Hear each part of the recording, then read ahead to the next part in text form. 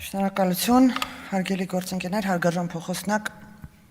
ցավոք սրտի նորից անդրադառնալու եմ մեր ընդդիմությանը, բայց մի նկատառում անեմ սկզբից, չգիտես ինչի նրանց թվում է, որ մեր համար գերագույն հաճույք է նստել դահլիճում եւ լսել նրանց մաղձը,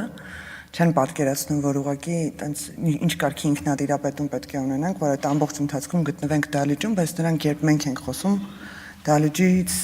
լքում են։ Ես երկար եմ մտածել, թե ինչի օրինակ Լեռնային Ղարաբաղի մեր հայրենակիցները ունեն դժգոհություն կոնկրետ այն աջակցության ծրագրերի վերաբերյալ, որոնք որ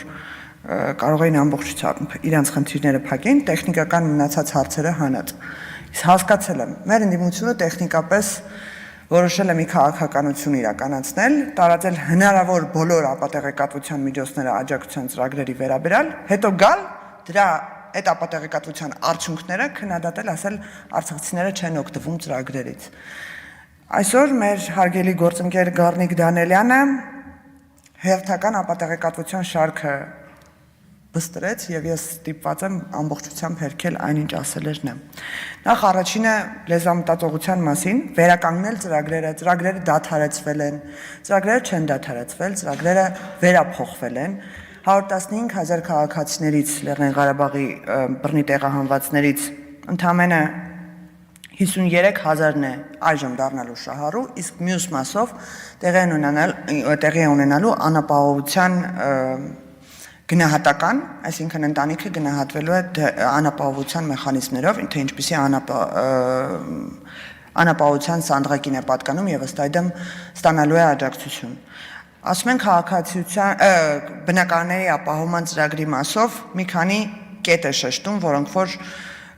խնդիր են առաջացրել եւ ամբողջությամբ մանիպուլացվող գոնե լավ ուսումնասիրեիք խնդիրները, մի քիչ շատ շփվեիք այդ քաղաքացիների հետ, ձեզ ավելի մանրակրկիտ կասեին խնդիրները։ Ասում եմ, բանկերը մերժում են, որովհետև քաղաքացիները սև ցուցակներում են հայտնված։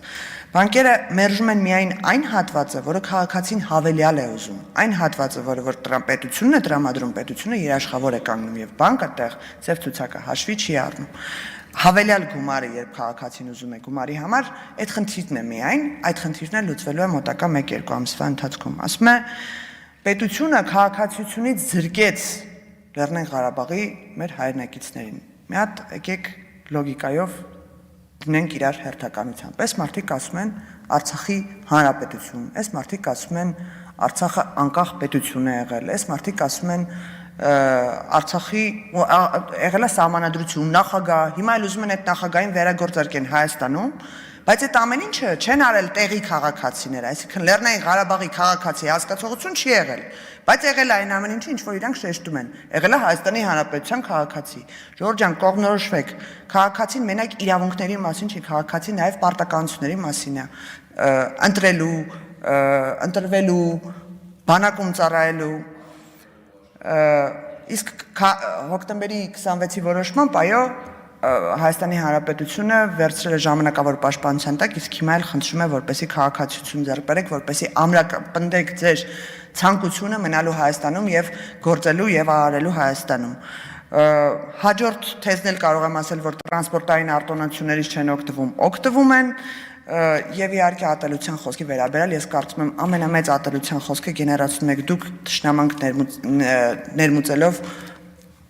իշխանություններից սկսած վերջացրած քաղաքացիների մեջ։ Շնորհակալություն։ Չմոռանաք հավանել տեսանյութը եւ բաժանորդագրվել Civic AM-ի YouTube-յան էջին։